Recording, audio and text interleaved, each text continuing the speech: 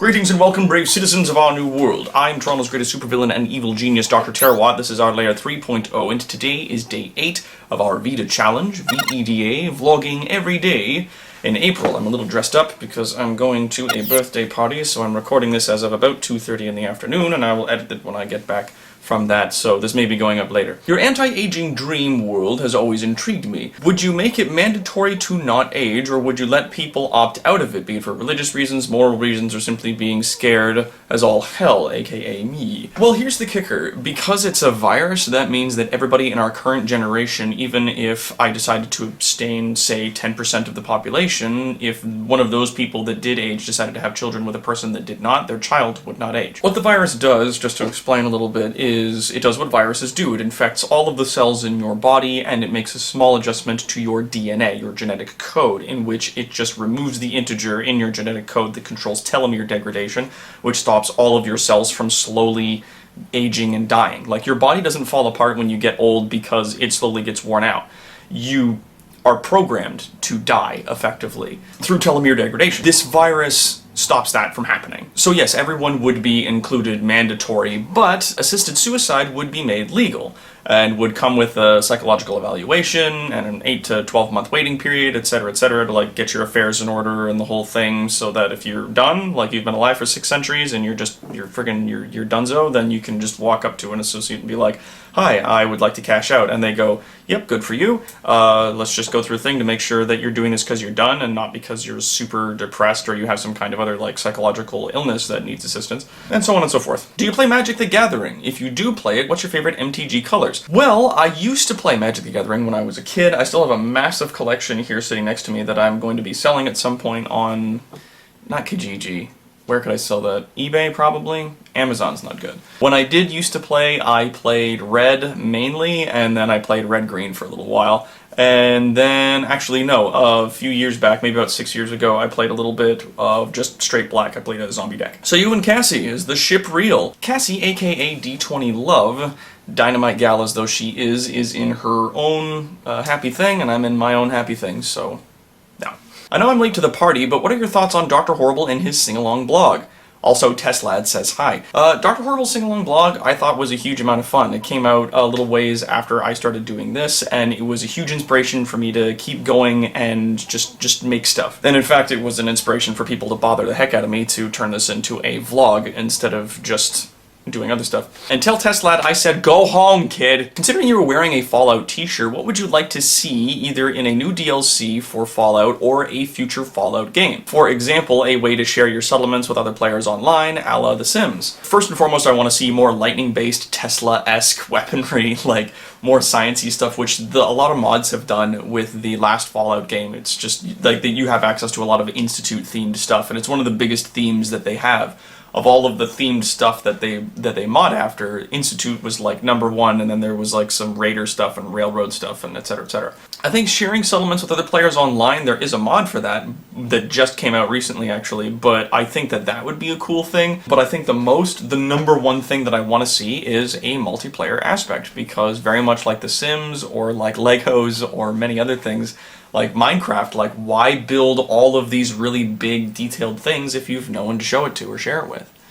Some people like just doing it for their own stuff, but me, I love sharing my creations with other people. Being an obsessive book nerd with Asperger's, I find myself fascinated, nay, powerfully distracted by the books on the shelf behind you. I recognize Mad Science, the 2 Max Perk zombie books, and Neil Zwocky's How to Be a Villain. Surprised you don't have the sequel, or King Oblivion's 2 fine supervillain books. There's a sequel? What? I gotta check that out. But light flare and tiny print make it difficult to see the others. Could you reveal these books, please? Absolutely. You know, I'm just gonna take this off the tripod just like so, and we're just gonna go, I'm just gonna show you the books.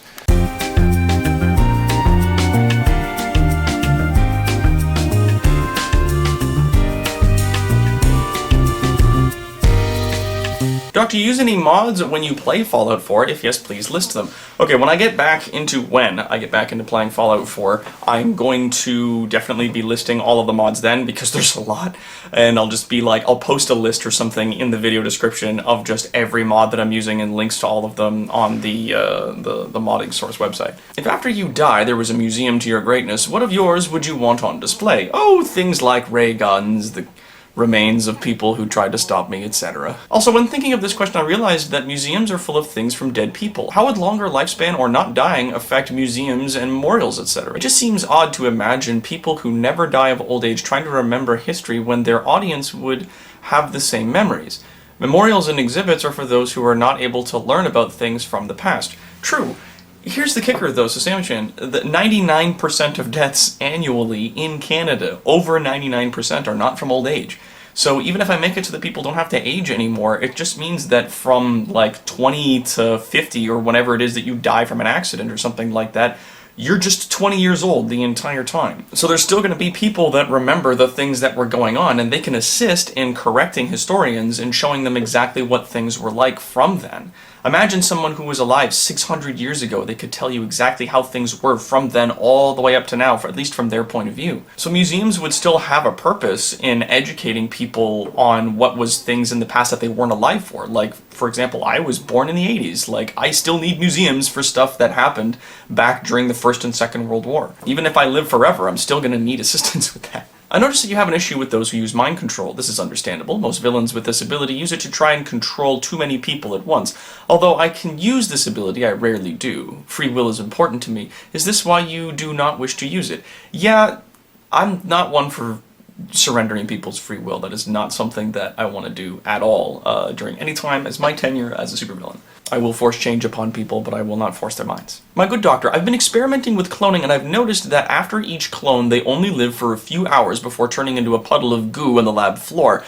Do you have any ways of correcting this? I'm not super big on biology myself. I would, if you have the chance, contact Warden and ask him about that, because he's more of a biology major than myself. Though off the cuff, with the limited resources and information that I have with regards to super science in the field of biology, I would say maybe try resetting the telomere degradation to 0 and find a way to reinforce the mitochondrial walls.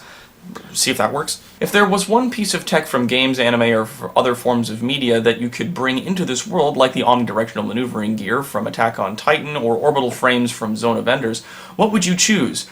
Probably the ghost catching equipment from Ghostbusters, just because I think that's dope. If I had to pick something that I think would be of the most use to me, then one of the giant crazy mech suits from Alt Noah Zero. I've started watching that recently, and those things are bananas. Doctor, 2 questions. 1, when are you going to finally annihilate that bloated narcissistic fool, Professor Numbskull? In time. I want to savor it, so I'm waiting until the moment's right. 2, have you at any point seen the anime series Overlord or read the original light novel series by a name I'm not going to try to pronounce? I feel it is a series that you would strongly connect with. I've actually seen the first episode, I think 2 episodes of that series, and I'm looking forward very much to watching more of it. It's not on Netflix though right now, so I've just sort of been touching on it very briefly and watch cartoons online. I might go out and buy the Blu-ray, I'm not sure. How excited are you that Samurai Jack is back on Toonami? Speaking of which, have you been watching other shows on Toonami like Tokyo Ghoul and JoJo's Bizarre Adventure? I'm actually super excited to see Samurai Jack back on Toonami. I've seen little bits and pieces of it, like little trailers and whatnot, and it looks super great. They've upped the factor to apply to a late teens, young adult audience now as opposed to kids. So I think that was a good move on their part. I haven't watched Tokyo Ghoul. JoJo's Bizarre Adventure, though, I'm partway through Stardust Crusaders. Haven't had a chance to watch more. Sort of waiting until Steve comes back from the UK before we watch more. And I will decide which of those seasons is my favorite when I finish watching them. What's your opinion on attacking/kidnapping the family members/loved ones of your enemies, out of bounds or open season? I think that all is fair, but really if you can avoid stuff like that, it's kind of underhanded. If you can avoid it, then avoid it. Like, be creative, do something interesting. There's been a lot of debate around the subject where I am, but what is your policy in regards to people with disabilities? Will they have a place in your new society? Why or why not? Absolutely. I've got absolutely no plans whatsoever to leave the differently abled behind. As a matter of fact, if I make them ageless, then that gives me the opportunity to find ways to fix them. What's your opinion on time travel or multiverse theory? Avoid it. Don't do it. Don't touch. And that is all the questions that we have for today. So, as per usual, if you have any questions and whatnot, leave them in the video description down below. I'm going to try to link today's VEDA as well in the video description. Just a quick reminder for myself. And until next time, my brave citizens, I am Toronto's greatest supervillain and evil genius, Dr. Terawatt. This is our Layer 3.0, and I will see you tomorrow on our next VEDA. End of line.